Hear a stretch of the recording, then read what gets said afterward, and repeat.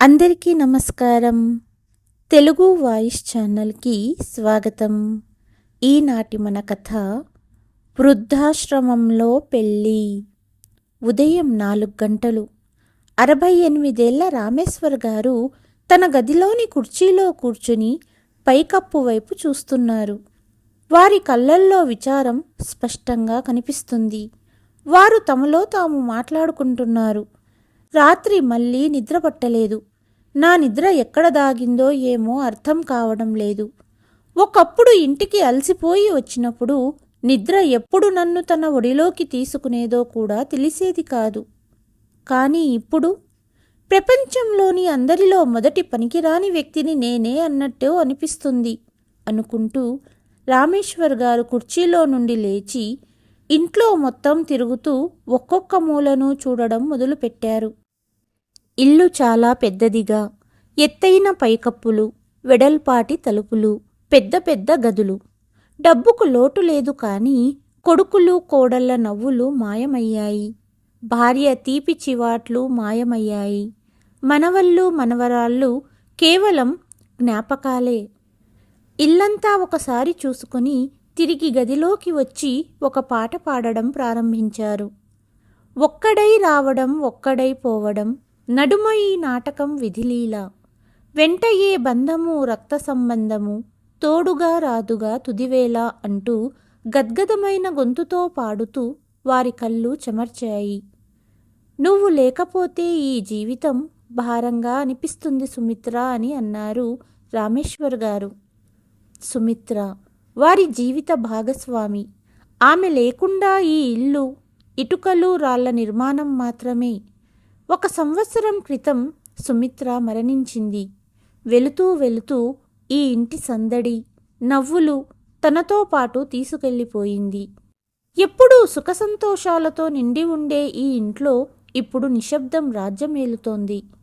భయంకర నిశ్శబ్దానికి ఒక అలవాటు ఉంది. అది నెమ్మదిగా మనిషినే మింగేస్తోంది. రామేశ్వర్ గారి జీవితం కూడా ఇప్పుడు అదే నిశ్శబ్దం పట్టులో ఉంది. ఒంటరిగా రాత్రింబగళ్ళు ఆలోచనల్లో మునిగిపోయారు. కళ్ళు శూన్యంలోకి చూస్తున్నాయి. నిద్రతో దాగుడు మూతలు కొనసాగుతూనే ఉన్నాయి. ఈ పెద్ద ఇంట్లో ఇప్పుడు వారిని చూసుకోవడానికి ఒకే ఒక వ్యక్తి ఉన్నాడు, హరినాథ్. చాలా సంవత్సరాల నుండి పనిచేస్తున్నాడు. ఇప్పుడు కుటుంబ సభ్యుల కంటే ఎక్కువయ్యాడు. ఇన్ని సంవత్సరాలు తమతో ఉన్నాడు కాబట్టి రామేశ్వర్ గారిని పెద్ద ఆయన అని పిలిచేవాడు. ప్రతిరోజు హరినాథ్ ఇంటి పనులు, వంట పనులు చేస్తూ రామేశ్వర్ గారిని జాగ్రత్తగా చూసుకుంటున్నాడు. అన్నిటికంటే ముఖ్యంగా రామేశ్వర్ గారి ఒంటరితనాన్ని పంచుకోవడానికి ప్రయత్నించేవాడు. కానీ రామేశ్వర్ గారు ఇప్పుడు ముందులా లేరని అతను గమనించాడు. వారి ఆరోగ్యం క్షీణిస్తోంది. ఆహారం పళ్ళెంలో అలాగే ఉండిపోతుంది. మందులు అలాగే టేబుల్పై ఉంటాయి. రాత్రింబగళ్ళు నిద్రపోవడం లేదు. ఏదో పోగొట్టుకున్నట్టుగా శూన్యంలోకి చూస్తూ ఉంటారు. వారి పరిస్థితి చూసి హరినాథ్ చివరికి ఒక నిర్ణయం తీసుకున్నాడు. స్వయంగా డాక్టర్ వద్దకు తీసుకెళ్లాడు. డాక్టర్ గారు రామేశ్వర్ నాడిని పరీక్షించి రామేశ్వర్ గారిని కొన్ని ప్రశ్నలు అడిగి తరువాత హరినాథ్ను తన గదిలోకి పిలిచి ఒంటరిగా వివరించారు. రామేశ్వర్ గారి ఆరోగ్యం శారీరక కారణాల కంటే మానసిక కారణాల వల్ల క్షీణిస్తోంది. ఈ వయసులో ఒంటరితనం అతి పెద్ద వ్యాధి. మెల్లమెల్లగా తమలో తాము మాట్లాడుకుంటూ ఎదురుగా ఎవరో ఉన్నట్టు ఊహించుకోవటం, ఎవరో పిలుస్తున్నట్టు ఊహించుకోవటం, ఇంకాస్త వ్యాధి ముదిరితే ఆత్మహత్యలకు పాల్పడతారు. ప్రస్తుత పరిస్థితుల్లో ఆయన ప్రజల మధ్య ఉండాలి, మాట్లాడాలి, నవ్వుతూ జోకులు వేయాలి. ఆయన ఎంత ఒంటరిగా ఉంటే పరిస్థితి అంత దిగజారుతుంది అన్నారు డాక్టర్. పెద్దాయన వ్యాధి యొక్క అసలు కారణం ఒంటరితనమని అర్థం చేసుకున్నాడు హరినాథ్. ఇంటికి తిరిగి వచ్చిన తరువాత హరినాథ్ రామేశ్వర్ గారి పెద్ద కొడుకుకు ఫోన్ చేశాడు. చాలాసేపు ఫోన్ మోగుతూనే ఉంది, కానీ ఎటువంటి స్పందన లేదు. తరువాత అతను తన చిన్న కొడుకు నెంబర్కు ఫోన్ చేశాడు. హలో హరినాథ్, నాన్నగారు క్షేమంగా ఉన్నారా అని అడిగాడు చిన్న కొడుకు. నాన్నగారి ఆరోగ్యం బాగోలేదు. ఒంటరిగా ఉండటం ఆయనకు మంచిది కాదని డాక్టర్ చెప్పారు. మీరు వచ్చి కొన్ని రోజులు ఆయనతో ఉండండి, లేదా ఆయనను మీతో తీసుకువెళ్ళండి. బహుశా ఆయన మనసు కుదుట పడుతుంది అన్నాడు హరినాథ్. సరే సరే, సమయం చూసుకొని వస్తానులే, నాన్న జాగ్రత్త అంటూ ఫోన్ పెట్టేశాడు చిన్న కొడుకు. ఆ తరువాత హరినాథ్ ఇద్దరు కొడుకులకు పదే పదే ఫోన్ ప్రయత్నించాడు. కానీ ప్రతిసారి అదే సమాధానం. చూద్దాం, సమయం చూసుకొని వస్తాము అనేవారు. సమయం గడుస్తూనే ఉంది. కానీ ఎవ్వరూ రాలేదు. ఎవరూ ఫోన్ చెయ్యలేదు. పెద్దాయన గారి కొడుకులకు ఇప్పుడు తండ్రి బాగోగులతో సంబంధం లేదని హరినాథ్కు అర్థమయ్యింది. అతను చాలా ఆలోచించాడు. అతను ఎంత ప్రయత్నించినా సొంతవారి సాంగత్యం ఇచ్చే ఆనందాన్ని పెద్దాయనకు ఇవ్వలేడు. తరువాత ప్రజల మధ్య ఉంటే ఒంటరితనం తగ్గుతుంది అన్న డాక్టర్ మాటలు అతనికి గుర్తొచ్చాయి.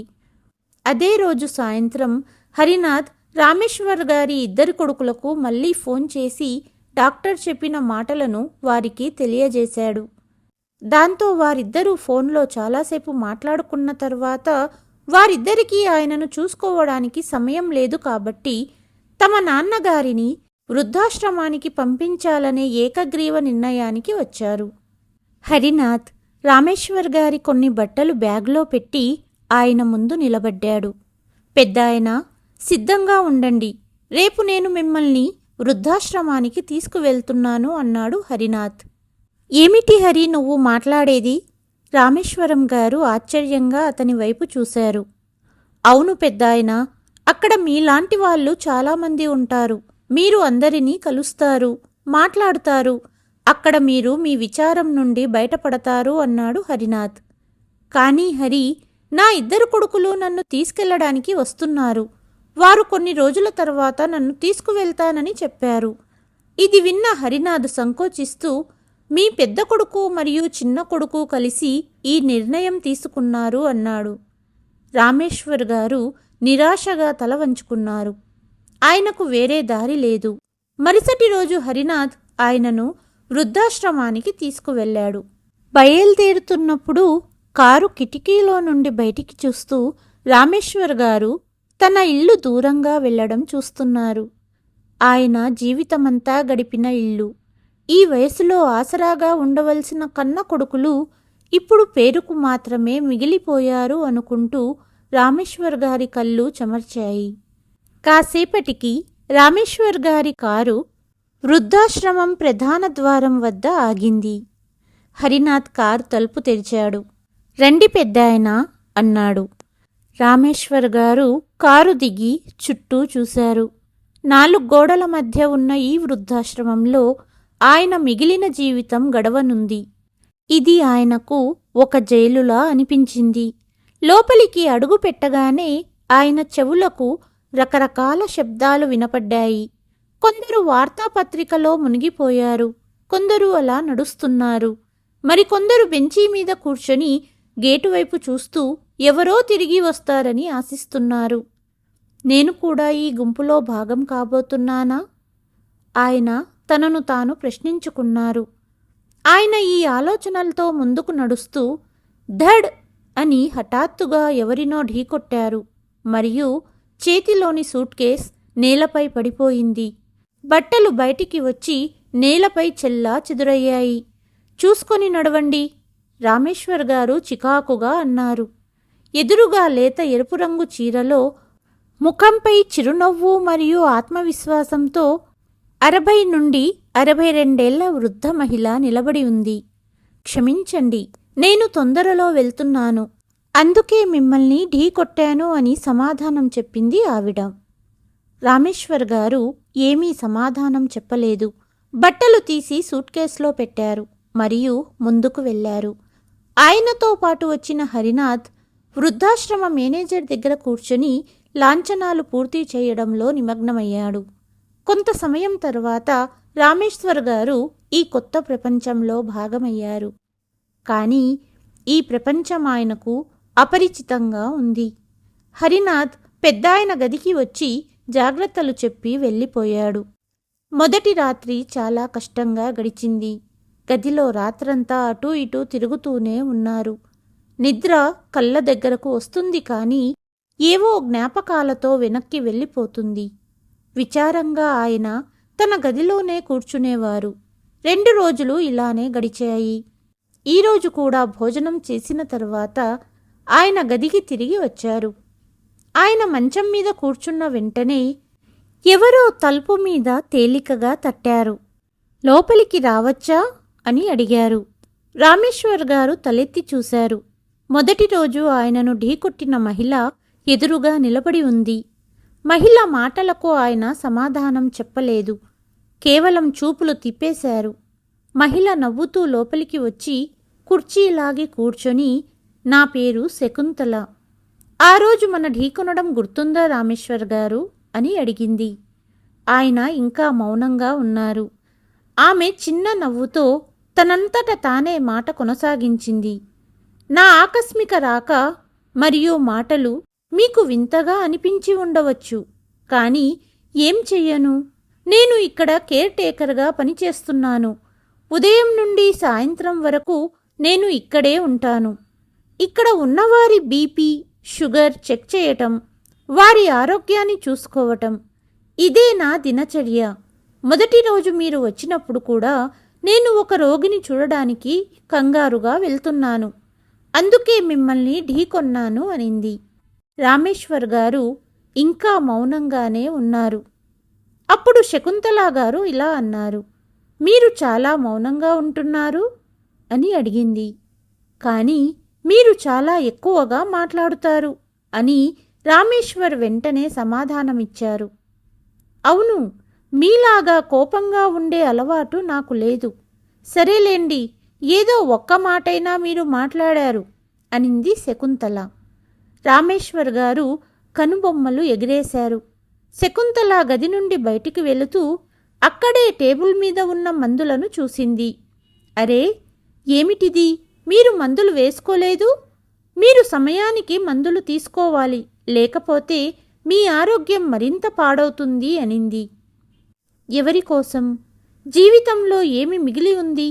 రామేశ్వర్ గారు ఆమె వైపు చూస్తూ అన్నారు. శకుంతల గారు చిన్న నవ్వుతో, మీకోసం, కొన్నిసార్లు మన కోసం కూడా జీవించాలి అంటూ శకుంతల గారు మందులు తీసి ఆయన చేతిలో పెట్టి నీళ్ళిచ్చారు. ఈ జీవితం చాలా విలువైనది మరియు చిన్నది. కాబట్టి పాత విషయాలు మర్చిపోయి మళ్ళీ జీవించడం ప్రారంభించండి, నవ్వడం ప్రారంభించండి.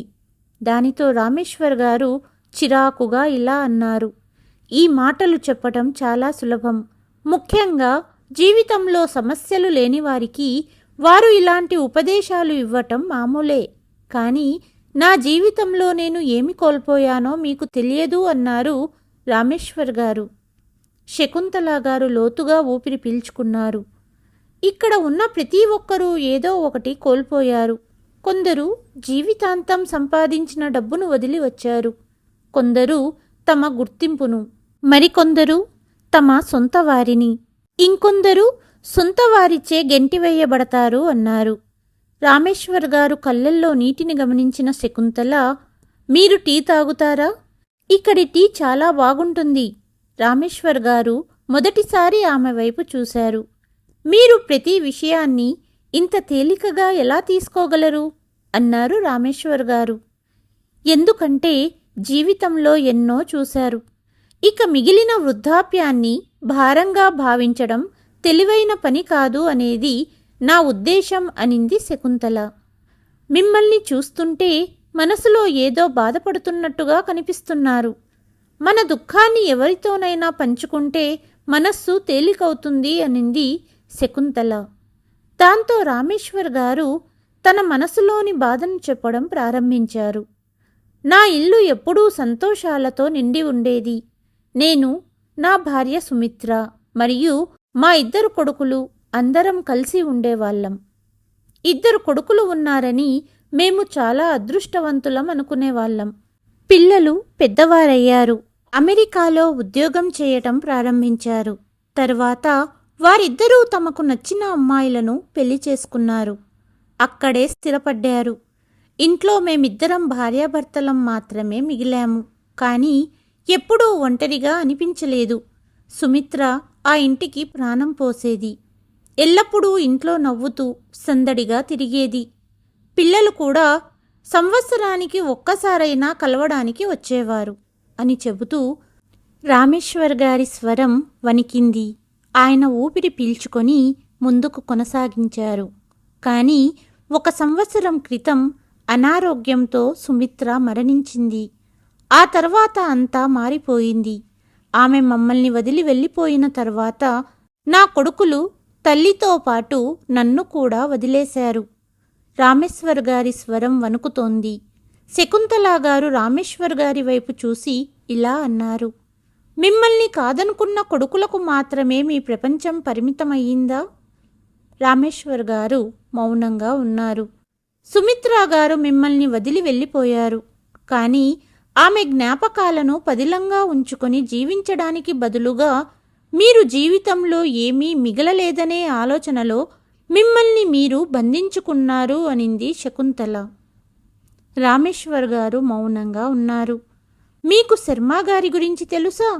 శర్మగారు కూడా మీలాగే ఇక్కడే ఉంటారు. ఒకప్పుడు ఆయనకు పెద్ద ఇల్లు, సంతోషకరమైన కుటుంబం, సంపద, పేరు ప్రతిష్టలు అన్నీ ఉండేవి. కానీ తర్వాత అన్నీ అయిపోయాయి. ఒక ప్రమాదంలో ఆయన తన భార్యను మరియు ఏకైక కుమారుడిని కోల్పోయారు. ఆయనకు ఉన్న ఆస్తి నెమ్మదిగా ఇతరుల దురాశకు బలైపోయింది.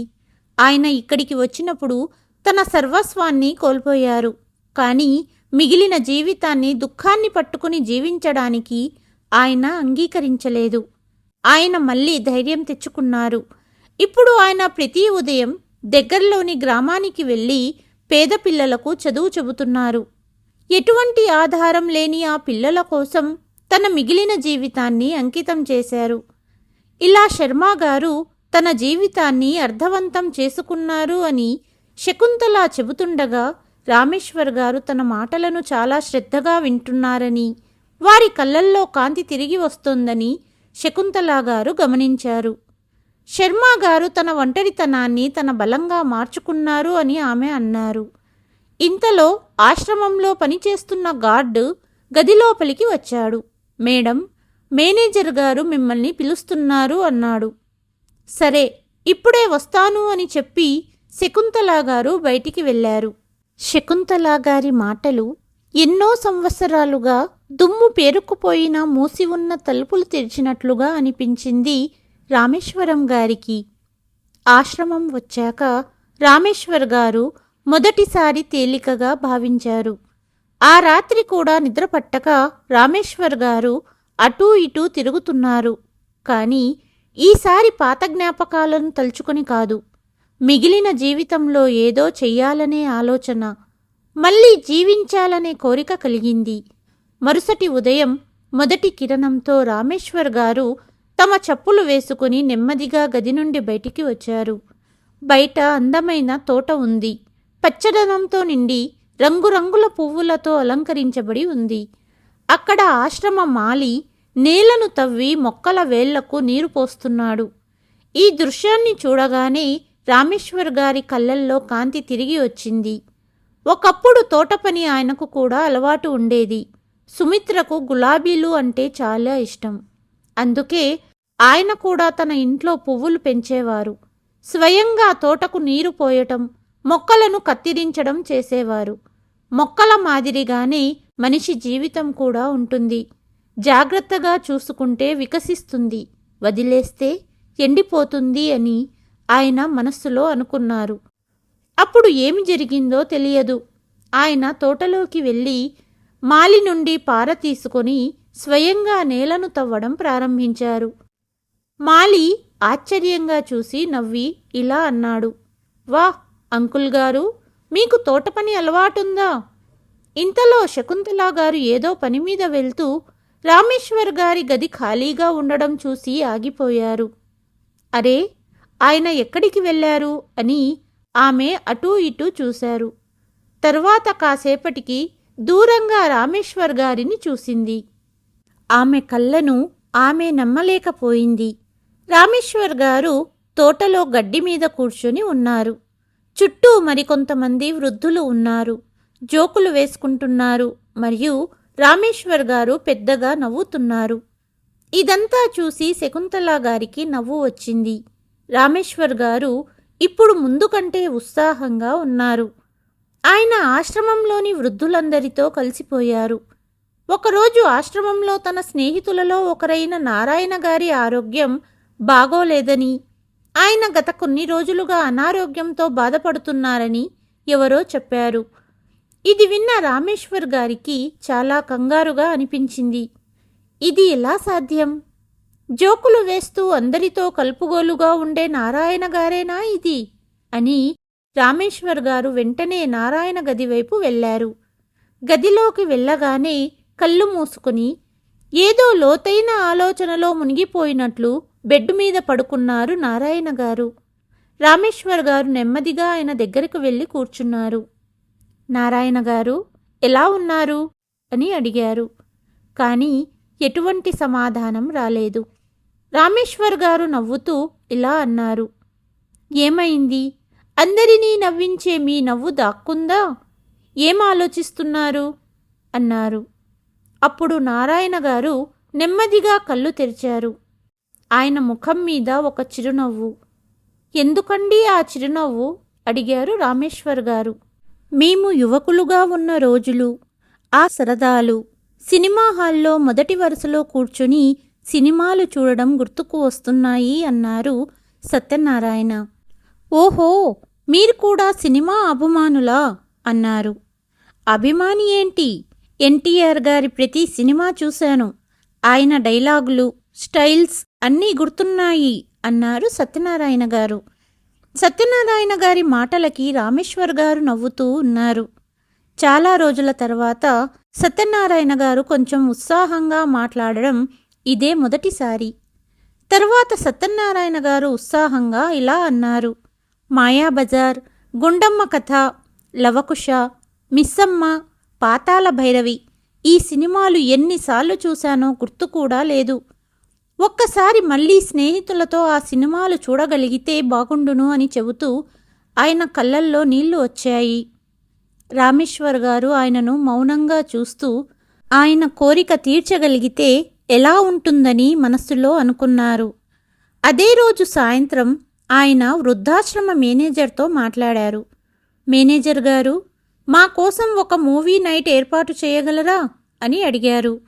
మేనేజర్ కొంచెం ఆశ్చర్యపోయాడు. మూవీ నైట్ ఇక్కడా అన్నాడు మేనేజర్. అవును, సత్యనారాయణ గారికి ఆయన అభిమాన సినిమా చూసే అవకాశం లభిస్తుంది. మరియు మిగిలిన వృద్ధులకు కూడా కొంచెం వినోదం కావాలి కదా అంటూ రామేశ్వర్ గారు అడిగారు. కాసేపు మాట్లాడిన తర్వాత మేనేజర్ ఒప్పుకున్నాడు. మరుసటి రోజు ప్రత్యేకంగా పాతాళ భైరవి సినిమా ప్రదర్శించడానికి ఏర్పాటు చేశారు. మరుసటి సాయంత్రం హాల్లో ఒక పెద్ద స్క్రీన్ ఏర్పాటు చేశారు. ఆరోగ్యం బాగోలేని కారణంగా సత్యనారాయణ గారిని వీల్ చైర్లో తీసుకువచ్చి ముందు వరుసలో కూర్చోబెట్టారు. సినిమా ప్రారంభం కాగానే సత్యనారాయణ గారు చాలా శ్రద్ధగా చూడడం ప్రారంభించారు. ఆయన ముఖం మీద పాత రోజుల కాంతి తిరిగి వచ్చింది. ఈ దృశ్యాన్ని చూసి రామేశ్వర్ గారి కళ్ళు చెమర్చాయి. చాలా రోజుల తర్వాత సత్యనారాయణ గారు, మిగిలిన వృద్ధులు కూడా సంతోషంగా సినిమా చూస్తూ నవ్వుతున్నారు. కొన్ని రోజులు గడిచాయి. సత్యనారాయణ గారి ఆరోగ్యం మరింత క్షీణించింది. ఇక ఎక్కువ సమయం లేదని డాక్టర్ చెప్పారు. రామేశ్వర్ గారు ఆయన దగ్గరికి వెళ్ళి ఆయన చెయ్యి పట్టుకున్నారు. సత్యనారాయణ గారి ముఖం భావాలు లేకుండా ఉంది. రామేశ్వర్ గారు భగవద్గీతను తీసి చదవడం ప్రారంభించారు. ఆయన స్వరం గది అంతటా ప్రతిధ్వనించింది. నెమ్మదిగా సత్యనారాయణ గారు కళ్ళు మూసుకున్నారు. గీతా పఠనం కొనసాగే కొద్దీ ఆయన శ్వాసలు మందగించాయి. ఆ తర్వాత ఆయన శాశ్వతంగా నిశ్శబ్దమయ్యారు. మొత్తం వృద్ధాశ్రమంలో విషాద ఛాయలు అలుముకున్నాయి. అయితే ఆయన చివరి కోరికను నెరవేర్చుకుని నవ్వుతూ ప్రపంచానికి వీడుకోలు చెప్పారనే సంతృప్తి కూడా ఉంది.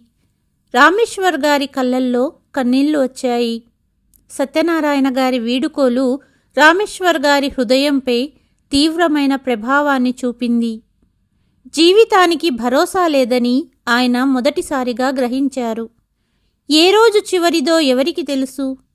అలాంటప్పుడు ప్రతిరోజు ఎందుకు జీవించకూడదు? మన కోరికలను ఎందుకు నెరవేర్చుకోకూడదు? ఆ రాత్రి ఆయన చాలాసేపు నిద్రపోలేకపోయారు. అటూ ఇటూ తిరుగుతూ ఆయన మనసులో ఒకే ఆలోచన. మనం మన కోరికలను చంపుకుంటూ బ్రతుకుతుంటాము. ఎప్పుడో నెరవేర్చుకుందాములే అనుకుంటాము. కానీ ఆ ఎప్పుడూ రాదు. సత్యనారాయణ గారిలాగా తమ కోరికలను మనస్సులో దాచుకుని వెళ్ళిపోయేవాళ్ళు చాలామంది ఉంటారు. నేను ఆ వ్యక్తుల చివరి కోరికలను కూడా నెరవేర్చగలిగితే నా జీవితం అర్థవంతమవుతుంది. ఉదయం కాగానే ఆయన శకుంతల గారితో అదే విషయం చెప్పారు. శకుంతల గారు కొన్ని క్షణాలు ఆయన వైపు చూసి నవ్వి, మీరు ఈ బాధ్యత తీసుకుంటే నేను కూడా మీతో ఉంటాను అన్నారు. ఇప్పుడు రామేశ్వర్ గారు మరియు శకుంతల గారు వృద్ధాశ్రమంలోని వృద్ధుల దగ్గరకు వెళ్ళి, మీరు జీవితంలో నెరవేర్చాలనుకునే ఏదైనా కోరిక ఉందా అని అడిగేవారు. ఈ వయస్సులో కోరికలు నెరవేరుతాయా అని ప్రారంభంలో చాలామంది నవ్వేశారు. కానీ గోపాలరావు గారు సంవత్సరాల క్రితం ఒక అపార్థం కారణంగా సంభాషణ ఆగిపోయింది. అందుకే తాను తన చిన్ననాటి స్నేహితుడిని కలవాలనుకుంటున్నానని చెప్పారు. ఇది విన్న రామేశ్వర్ గారు మరియు శకుంతల గారికి చాలా సంతోషంగా అనిపించింది. గోపాలరావు స్నేహితుడు ఇప్పుడు వేరే నగరంలో ఉన్నాడు. ఫోన్ నెంబర్ కూడా లేదు.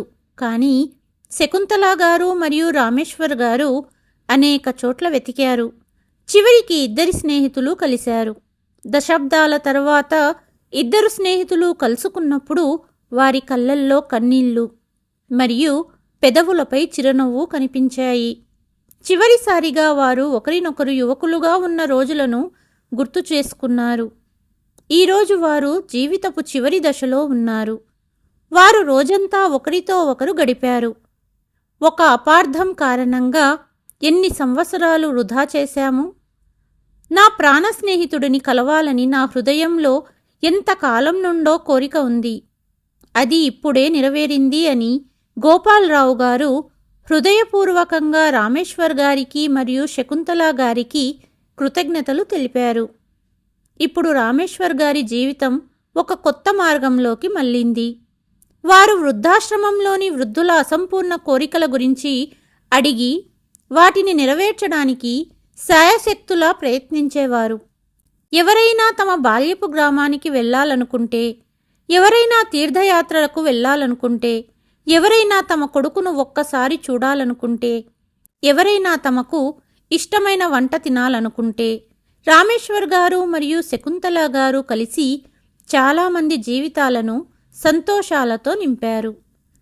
నెమ్మదిగా ఈ ఆశ్రమం మారడం ప్రారంభించింది. ఇప్పుడు ఇక్కడ వృద్ధులు మనస్సు చంపుకుని జీవించడం లేదు. బదులుగా తమ జీవితంలోని చివరి రోజులను స్వేచ్ఛగా జీవించడం ప్రారంభించారు. ఎప్పుడూ తన ఒంటరితనంతో పోరాడుతున్న రామేశ్వర్ గారు ఇతరుల జీవితాలలో వెలుగులు నింపే దేవదూత అయ్యారు. ఒకరోజు రామేశ్వర్ గారు శకుంతల గారితో ఇలా అన్నారు, నా గురించి మీకు అంతా తెలుసు, కానీ మీ గురించి చెప్పలేదు. మీరు ఎక్కడ ఉంటారు? మీ కుటుంబంలో ఎవరున్నారు? అప్పుడు శకుంతల గారు తన గురించి చెప్పారు. నా భర్త 20 సంవత్సరాల క్రితమే చనిపోయారు. నాకు ఒక కొడుకు ఉన్నాడు. అతనికి పెళ్ళయ్యింది. నేను మొదట నర్సుగా ఉద్యోగం చేశాను. ఇప్పుడు పదవీ విరమణ చేశాను. కాబట్టి వృద్ధాశ్రమంలోని వారికి సేవ చేయటం ప్రారంభించాను. ఇతరుల ముఖాలలో సంతోషం చూస్తే నాకు సంతోషంగా ఉంటుంది. ఇద్దరూ తరచుగా ఆశ్రమ పని కోసం బయటికి వెళ్ళేవారు. ఈ సాంగత్యం ఇప్పుడు వారి అవసరంగా మారిపోయింది. చెప్పకుండానే తన ప్రతి మాటను శకుంతల గారు అర్థం చేసుకోవటం రామేశ్వర్ గారు చాలాసార్లు గ్రహించారు. ఆమె తన మనస్సులోని చిక్కుముడులను మాట్లాడకుండానే చదివేస్తుంది. మరియు విచిత్రమైన విషయం ఏమిటంటే శకుంతల గారు కూడా అదే అనుభూతి చెందారు. వారికి కూడా ఈ సాంగత్యం సౌకర్యవంతంగా మరియు సొంతంగా అనిపించింది.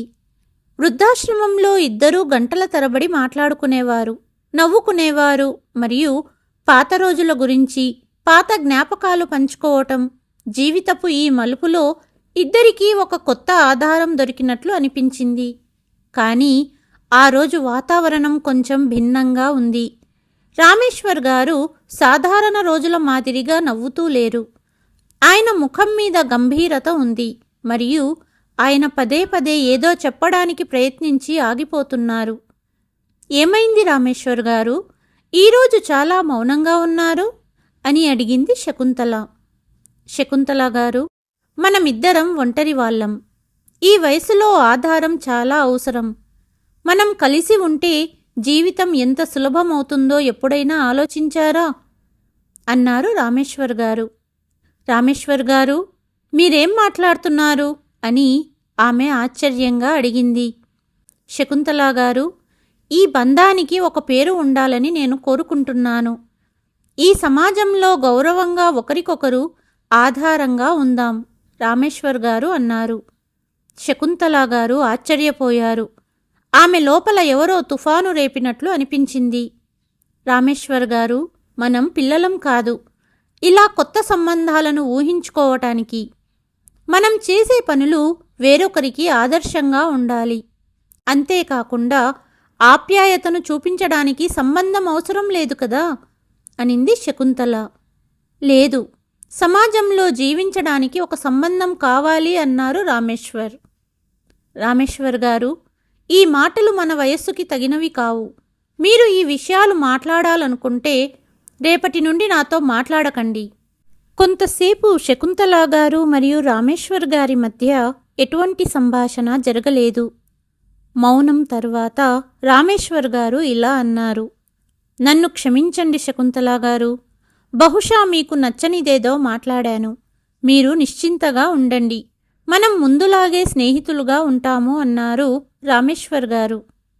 మరుసటి రోజు రామేశ్వర్ గారి మనసులో భయంతో కూడిన ఒక ఆలోచన. ఎందుకంటే వృద్ధాశ్రమంలో గడిపిన ఈ 6 నెలల్లో శకుంతల గారు వృద్ధాశ్రమానికి రాకపోవటం ఇదే మొదటిసారి. బహుశా ఏదో పని ఉండి ఉంటుంది అని ఆయన మనస్సులో తనకు తాను సర్ది చెప్పుకున్నారు. కానీ మరుసటి రోజు కూడా ఆమె రాలేదు. ఆశ్రమంలో ఆమె ఉనికి ఒక శక్తి వలె ఉండేది. ఆమె నవ్వు ప్రతి చోట ప్రతిధ్వనించేది. ఆమె కోపంలో కూడా ప్రేమ కనిపించేది. ఇప్పుడు ఆమె లేకపోవటంతో మొత్తం ఆశ్రమ వాతావరణం నిశ్శబ్దమైపోయింది. మరియు ఈ శూన్యాన్ని రామేశ్వర్ గారు ఎక్కువగా అనుభవించారు. ఆయన రోజంతా ఆమె రాక కోసం ఎదురు చూశారు. కానీ రోజులు గడిచే కొద్దీ తన వల్లే శకుంతల ఆశ్రమానికి రావట్లేదా అనుకున్నారు. వెంటనే ఆయన ఆశ్రమ మేనేజర్ని అడిగారు. కానీ అతని దగ్గర కూడా ఎటువంటి సమాచారం లేదు. శకుంతల గారి ఫోన్ కూడా కలవలేదు. ఏదో విషయం ఉందని ఆయన మేనేజర్ నుండి శకుంతల గారి చిరునామా తీసుకుని స్వయంగా వారి ఇంటికి వెళ్ళాలని నిర్ణయించుకున్నారు. సాయంత్రం వేళ రామేశ్వర్ గారు ఆటోలో శకుంతల గారి ఇంటి వద్దకు చేరుకున్నారు. ఆయన నెమ్మదిగా తలుపు తట్టారు. కానీ ఎవ్వరూ రాలేదు. తలుపు కొద్దిగా తెరిచి ఉంది అంటే లోపల ఎవరైనా ఉన్నారని అనుకున్నారు. ఆయన మళ్లీ తలుపు తట్టి ప్రయత్నించారు. అప్పుడు తలుపు లోపలి నుండి తెరుచుకుంది మరియు ఎదురుగా శకుంతల గారు ఉన్నారు. కానీ ఆమె ఆశ్రమంలో కనిపించినట్లుగా లేరు. ఆమె ముఖం విచారంగా ఉంది మరియు నడక కూడా నెమ్మదిగా ఉంది. అరే రామేశ్వర్ గారు, మీరా ఇక్కడ? ఆమె గొంతులో ఆశ్చర్యం. శకుంతల గారు, మీకేమయ్యింది? 1 వారం నుండి మిమ్మల్ని చూడలేదు. ఫోన్ చేసినా మీరు ఫోన్ కూడా ఎత్తలేదు. ఆశ్రమంలో అందరూ ఆందోళన చెందుతున్నారు. మీరు క్షేమంగానే ఉన్నారు కదా అడిగారు రామేశ్వర్ గారు. శకుంతల గారు తలుపు తెరిచి రామేశ్వర్ గారిని లోపలికి రమ్మని పిలిచారు. రామేశ్వర్ గారు లోపలికి ప్రవేశించారు. గది శుభ్రంగా ఉంది. కానీ సోఫా దగ్గర టేబుల్పై మందులు ఉన్నాయి. రామేశ్వర్ గారు వాటివైపు చూశారు. మీ ఆరోగ్యం బాగోలేదా? ఏమైంది? అడిగారు రామేశ్వర్ గారు. కొన్ని రోజులుగా ఆరోగ్యం బాగోలేదు. జ్వరంగా ఉందని మందులు వాడాను. తగ్గకపోవడంతో డాక్టర్ వద్దకు వెళ్ళాను. డెంగ్యూ వచ్చిందని తెలిసింది. డెంగ్యూనా? ఎవరికీ చెప్పలేదు? మరియు ఇక్కడ ఒంటరిగా ఉన్నారు అన్నారు రామేశ్వర్ గారు. శకుంతల గారు చిన్నగా నవ్వారు. ఈ ఒంటరితనంతో జీవించడానికి అలవాటు పడ్డాను. రామేశ్వర్ గారికి ఆమె నవ్వులో దాగి ఉన్న బాధ స్పష్టంగా కనిపించింది. ఆయన మెల్లగా అడిగారు, మీకు కొడుకు మరియు కోడలు ఉన్నారని చెప్పారు కదా, వాళ్ళెక్కడా? ఇది వినగానే శకుంతల గారి కళ్ళల్లో కన్నీళ్లు వచ్చాయి. ఆమె త్వరగా తన ముఖాన్ని మరొక వైపుకు తిప్పుకున్నారు. తనను తాను నియంత్రించుకోవడానికి ప్రయత్నించారు. కొడుకు కోడలు ఉన్నారు, కానీ ఆమె గొంతులో నుండి వస్తున్న వణుకు ఆమె స్థితిని బయటపెడుతోంది. కానీ ఏమిటి? అడిగారు రామేశ్వర్ గారు. కొన్ని పాత జ్ఞాపకాలు ఆమె ముందు మెదిలినట్లు కళ్ళు మూసుకుంది శకుంతల. వాళ్ళు తమ కుటుంబంతో పై అంతస్తులో ఉంటారు. నా కోడలికి నాతో కలిసి ఉండడం ఇష్టం లేదు. అందుకే ఆమె చెప్పడంతో నా కొడుకు తన భార్యాపిల్లలతో వెళ్ళిపోయాడు అని చెప్పింది. రామేశ్వర్ గారు ఆశ్చర్యపోయారు. అవునా? ఎవరికోసం జీవితాంతం కష్టపడ్డానో అతను తన భార్య మాటలు విని తల్లిని ఒంటరిగా వదిలేయడానికి ఏమాత్రం ఆలోచించలేదు. అప్పుడప్పుడు ఆఫీసు నుండి వస్తూ పోతూ ఉన్నప్పుడు మాట్లాడతాడు, అంతే అనింది శకుంతల. కొంతసేపు గదిలో కేవలం గడియారం శబ్దం టిక్ టిక్ మాత్రమే వినిపించింది. రామేశ్వర్ గారు తమలో తాము ఇలా అన్నారు, ఇంత సంతోషంగా కనిపించే మహిళ వెనుక ఇంత బాధ దాగి ఉందా? నేను మాత్రమే నా ఒంటరితనంతో పోరాడుతున్నానని అనుకున్నాను. కానీ శకుంతల గారి నవ్వు వెనుక ఎంత బాధ దాగి ఉందో నేను ఎప్పుడూ అర్థం చేసుకోలేదు. రామేశ్వర్ గారు ఆమె వైపు చూశారు. మీరు మందులు వేసుకున్నారా? అడిగారు. శకుంతల గారు తల అడ్డంగా ఊపారు. రామేశ్వర్ గారికి ఎందుకో ఇది విని చాలా బాధ కలిగించింది. ఆశ్రమంలో అందరి ఆరోగ్యం గురించి మీరు జాగ్రత్త పడతారు, కానీ మీ విషయంలో నిర్లక్ష్యంగా ఉన్నారు. భోజనం కూడా చెయ్యలేదు కదా? అడిగారు రామేశ్వర్ గారు. శకుంతల ఏమీ సమాధానమివ్వలేదు. చిన్నగా నవ్వారు. సరే, నేను భోజనం తెస్తాను, ఇద్దరం కలిసి భోజనం చేద్దాము అంటూ దగ్గరలోని హోటల్కి వెళ్ళి భోజనం తెచ్చారు రామేశ్వర్ గారు. చాలా రోజుల తరువాత ఎవరైనా తన కోసం ఆలోచించడం శకుంతల గారికి చాలా నచ్చింది. ఇద్దరూ నెమ్మదిగా మాట్లాడుకుంటూ తిన్నారు. తర్వాతి 2-3 రోజులు ఇలాగే గడిచాయి. రామేశ్వర్ గారు ప్రతిరోజు కొద్దిసేపు శకుంతల గారిని పలకరించడానికి వచ్చేవారు. కొన్నిసార్లు ఆమె కోసం పండ్లు తెచ్చేవారు, కొన్నిసార్లు ఇంటి పనుల్లో సహాయం చేసేవారు. ఆ రోజు కూడా రామేశ్వర్ గారు శకుంతల గారి యోగక్షేమాలు తెలుసుకోవడానికి వచ్చారు. ఆమె యోగక్షేమాలు అడిగి తిరిగి వెళ్తుండగా పై అంతస్తు నుండి ఎవరో ఆయనను వెళ్తూ చూశారు. శకుంతల గారు లోపలికి వెళ్ళి పడుకున్న వెంటనే ఒక కఠినమైన స్వరం ఆమె చెవుల్లో పడింది. ఏమిటమ్మా ఇదంతా? ఏం జరుగుతోంది? శకుంతల గారు ఆశ్చర్యపోయారు. ఎదురుగా ఆమె కొడుకు మరియు కోడలు నిలబడి ఉన్నారు. కొడుకు ముఖం కోపంతో ఎర్రగా ఉంది. ఏమైంది? ఎందుకు అంత కోపంగా ఉన్నావు? అడిగింది శకుంతల. వా, ఏమీ తెలియనట్టు అడుగుతున్నారు. ఆ మనిషి ఎవరు? ఆయన రోజూ ఇక్కడికి ఎందుకు వస్తారు? ఆయనతో నీకేం సంబంధం? అన్నాడు కొడుకు. అక్కడే ఉన్న కోడలు కూడా పుండు మీద కారం చెల్లినట్టు, నాకేమో మీ అమ్మ విషయం తేడాగా కనిపిస్తుంది అనింది. కోడలి మాటలతో శకుంతల గారికి తల తిరగడం మొదలయ్యింది. ఎలాగోలా తనను తాను నియంత్రించుకొని, ఇద్దరికీ పిచ్చి పట్టిందా? ఇలా మాట్లాడుతున్నారు. తల్లి గురించి ఇలా మాట్లాడడానికి మీకు సిగ్గుండాలి.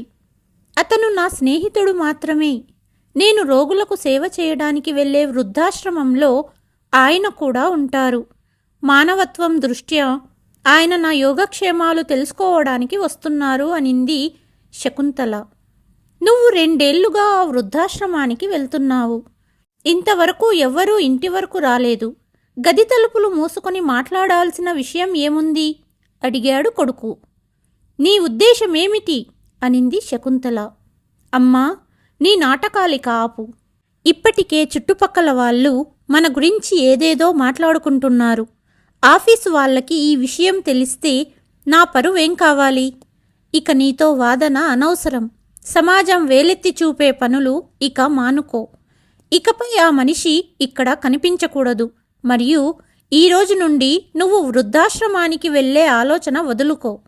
వయస్సు మీద పడింది కానీ నీ సరదా తీర్చుకునే కోరికలు ఇంకా తగ్గలేదు అంటూ కొడుకు మరియు ఆమె కోడలు పైకి వెళ్ళిపోయారు.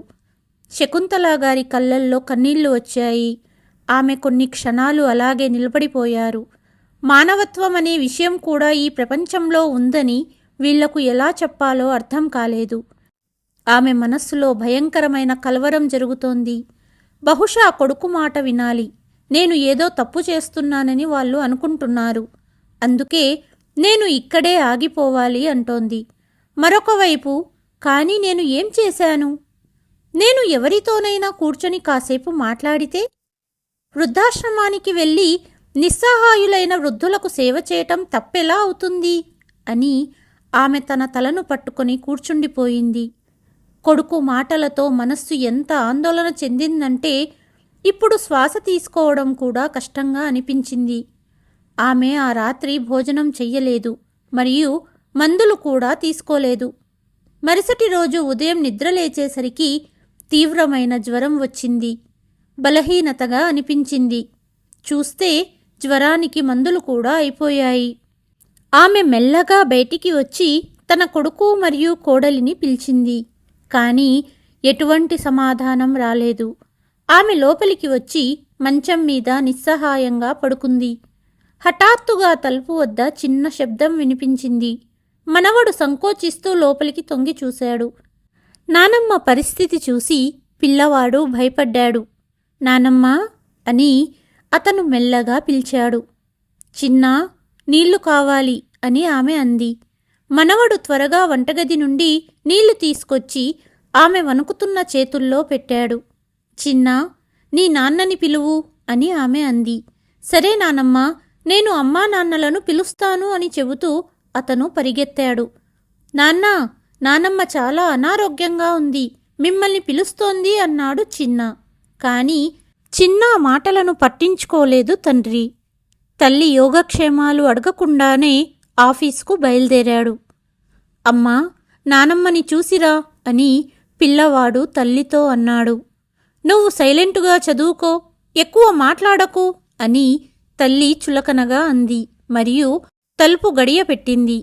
మధ్యాహ్నం రామేశ్వర్ గారు వచ్చినప్పుడు శకుంతల గారి పరిస్థితి చూసి భయపడ్డారు.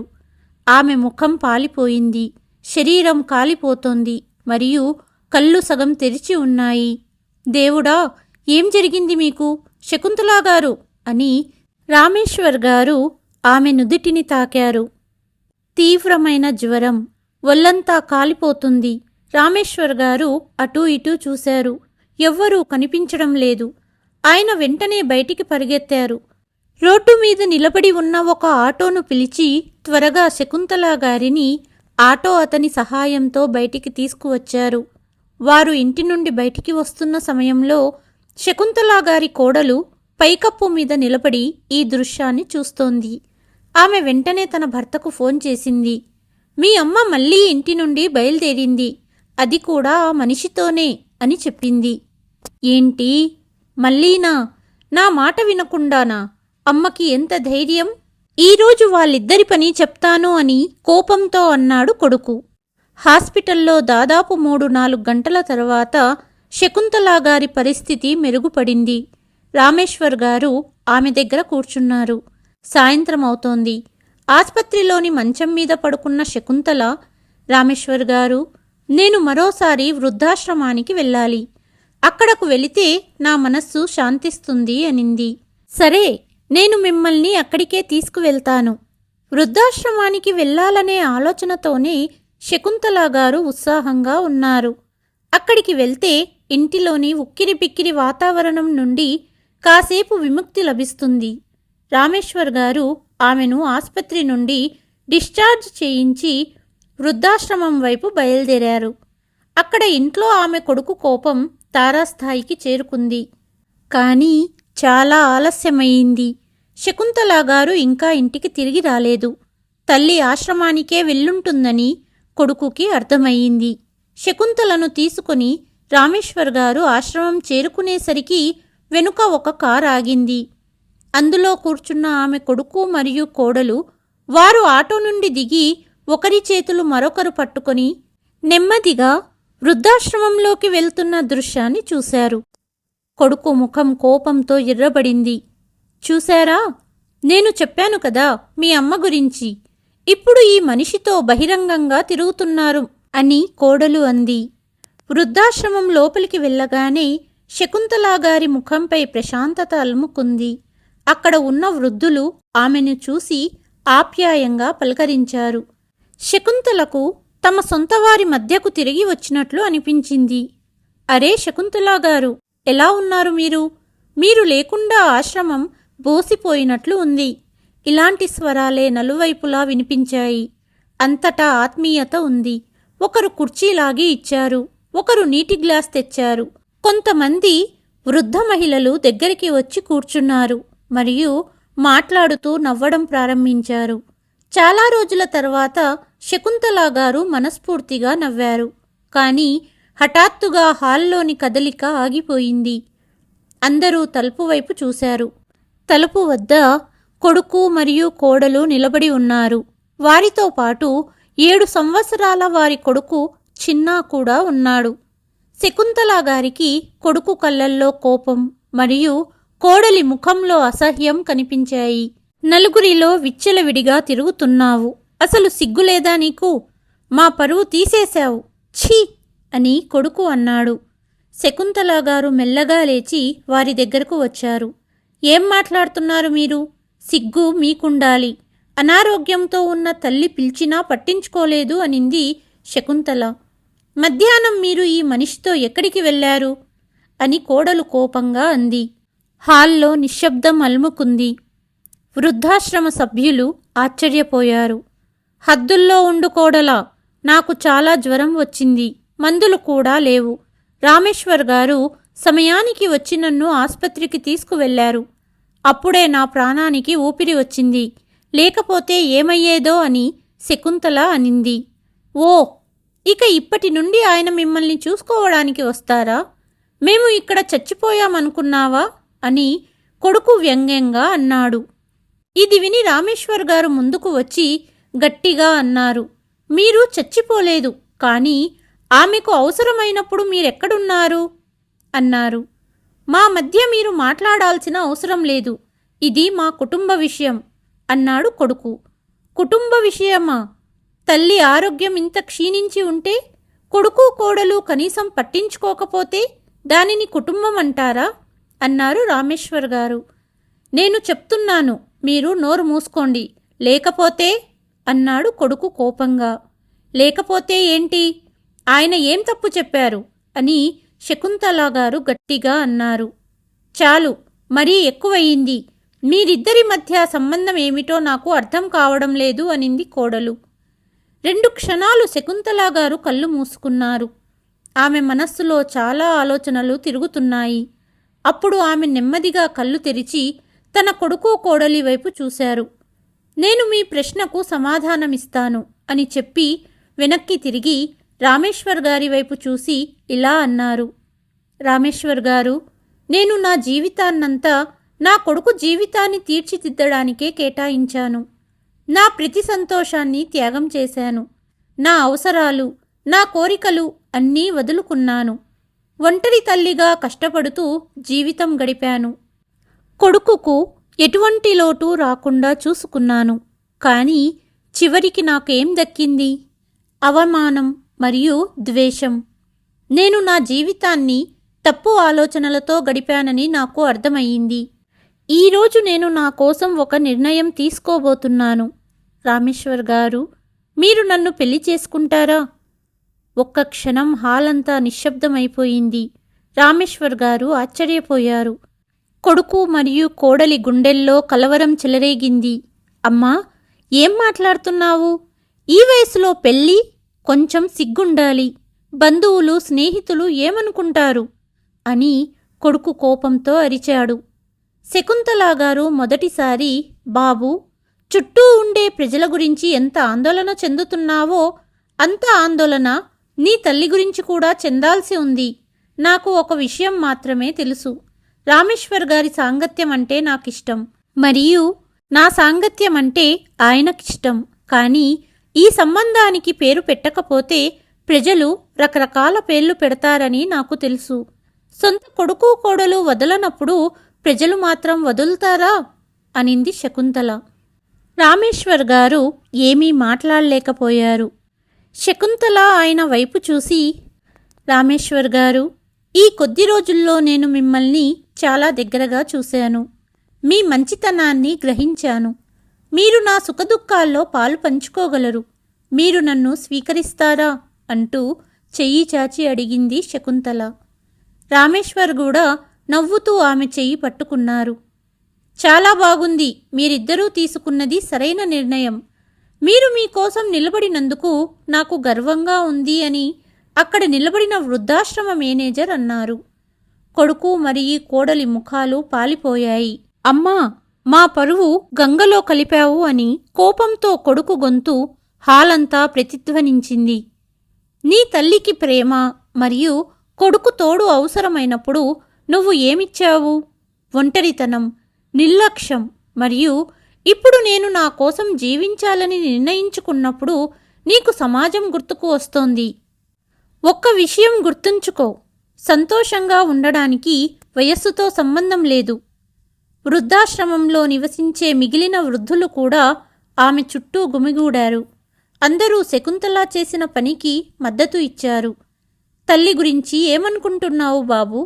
తల్లి కేవలం జన్మనివ్వడానికి మరియు త్యాగం చేయటానికి మాత్రమే పుట్టిందా?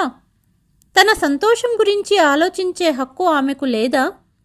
తన గురించి తను ఆలోచించుకున్నప్పుడు తల్లిని వేలెత్తి మాటలంటున్నావు. భార్య మాటలు విని తల్లిని ఒంటరిగా వదిలేశావు. అప్పుడు సమాజం నీపై వేలెత్తి చూపలేదా అని మరో వృద్ధుడు అన్నాడు. కొడుకు కోడలు ఒకరి ముఖాలు ఒకరు చూసుకున్నారు.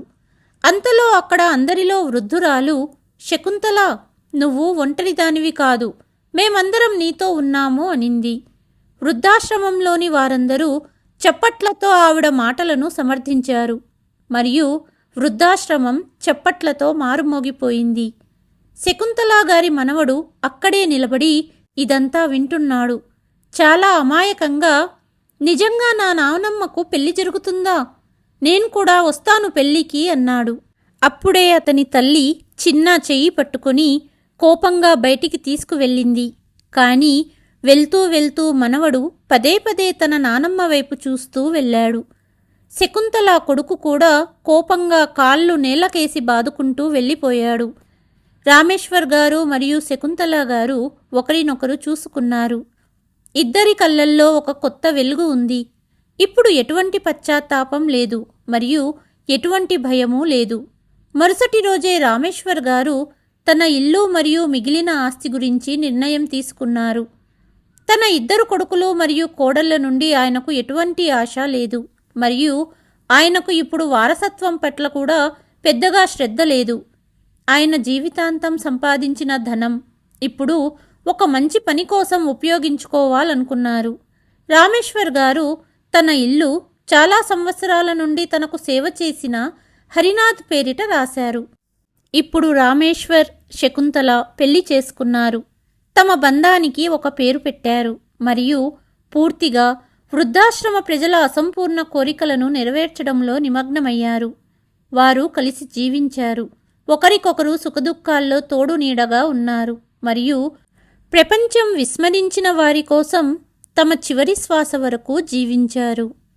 ఈ వయసులో శకుంతల గారు మరియు రామేశ్వర్ గారు తీసుకున్న నిర్ణయాన్ని మీరు సమర్థిస్తున్నారా? మీ అభిప్రాయాన్ని మీ పేరుతో పాటు కామెంట్ బాక్స్లో తప్పకుండా తెలియచేయండి.